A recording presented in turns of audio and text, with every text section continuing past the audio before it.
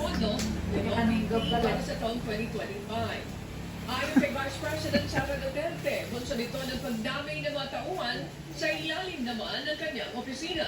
Gayon din ang dagdag na pondo para sa disaster relief na pangalawa. Anyang pinakamataas na ayuda na hinihingi sa OPP Patabal na nga ng ating. para sa burial assistance. Mas madami Eh, kaya ko. Ang dali lang dito siya, ba? May ang mula na yung ugat niya. May ang mula yan.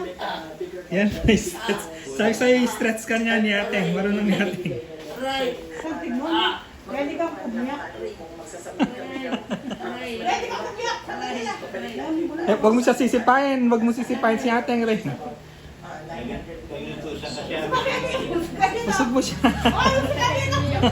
Gusto ka rin. Inapusahan naman ni Vice President Sara Duterte si dating House Gusto Speaker ka dito.